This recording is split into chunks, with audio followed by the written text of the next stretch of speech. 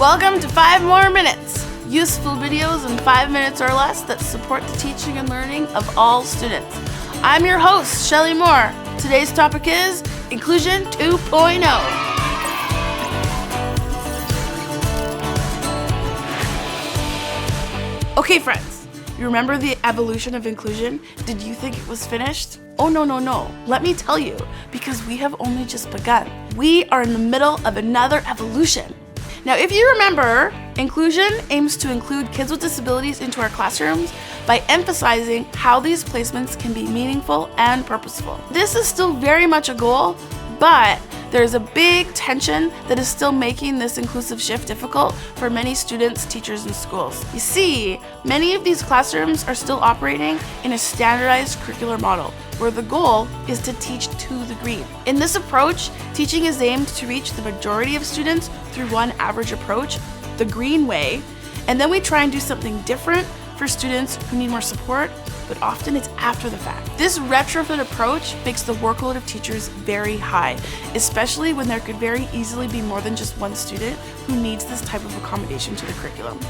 And I get it, making individual education plans for multiple students takes a lot of time and resources. So it makes perfect sense that as teachers, we would advocate for our workload by trying to reduce or limit the number of students who need this individualization.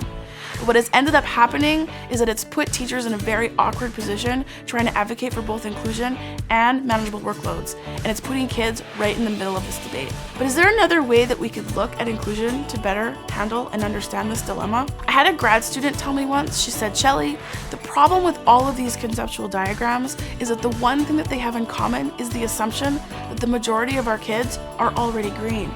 But it's just no longer the case. And she's totally right. You don't need me to tell you that our classrooms are getting more diverse, not less. We are realizing that it's not just kids with disabilities who are different or need more support. We are running out of funding, resources, supports, and people to continue to operate in this standardized retrofit model of curriculum. So there are 2 ways we can try and respond to this dilemma. We could continue to try and manipulate the classroom composition, which just doesn't make sense. Or we might consider that maybe the goal of classroom composition is to no longer be homogeneous. This is Inclusion 2.0, teaching to diversity. The goal is not about including a couple kids who are different, but instead it's teaching to the difference.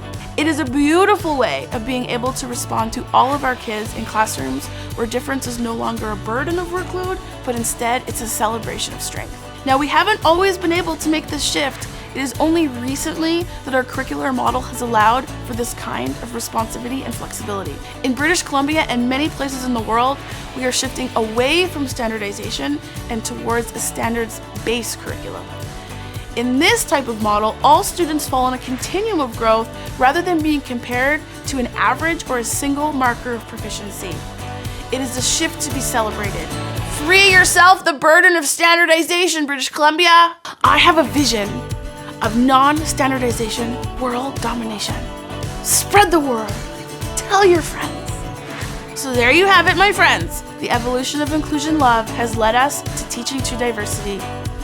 The most important thing to remember, though, is that teaching diversity is not more work, but it is different work. Which leads to my question and call to action for you. Advocating for resources, funding, and inclusive supports is still a critical part of this journey, but looking at inclusion in this new way might start changing our conversations a bit about how to better support teachers and students in these diverse classrooms. So if you are in charge of ensuring the most support for the most diversity, what would this look like for you in your classroom, school, district, or even community?